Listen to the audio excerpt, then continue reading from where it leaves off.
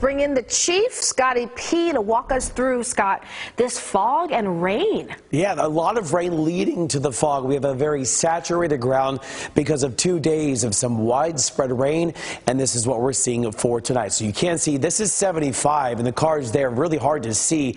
You can see some of the brake lights, but visibility really low in a lot of spots here in North Texas. At Love Field, down to 0.3 of a mile. It's a damp night tonight. So as we take a look, we issued an alert for this fog and reminding you that the dangerous conditions are out there. We have visibilities of 1 mile or less right now.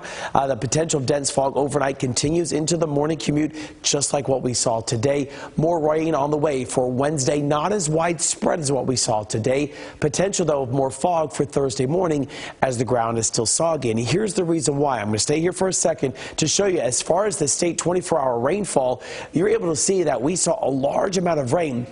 1 to 2 to 3 inches of rain to even 4 inches of rain in some spots, or higher than that. So we're dealing with a large amount of rain, and we will continue to see more rain for tomorrow. Let's take a look, though, at the visibility right now. As you can see, it is down to 1/10 of a mile in Duncanville, to about 1/2 of a mile in Rockwall, 1/2 of a mile in Keller, to 3/10 of a mile at DFW. That's the same story across North Texas. Less than 1/10 of a mile in Sulphur Springs. Not much of an update there, to about 3/10 of a mile in Stephenville. So this dense fog advisory remains in effect until 10 o'clock in the morning. All of the counties indicated in gray, which is pretty much all of North Texas. So the first alert visibility futurecast shows visibility starts to improve as we go through the late morning hours. I don't think this is really factoring in the fog that we have right now, so I might be kind of overdoing it just a bit as far as the visibility is concerned. I can tell you it's going to be a hard drive on in for tomorrow morning.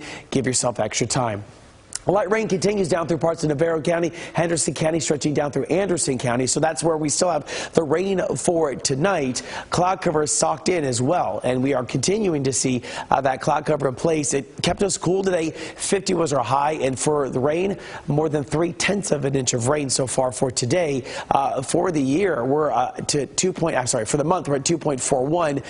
Also for the year, we're up by about 1/2 of an inch. So we've seen a lot of rain over the last few days, and we have more on the way. A little bit of a drier one for us Thursday night. 20% rain chances return, but by Friday night, up to 80% with this next system moving in.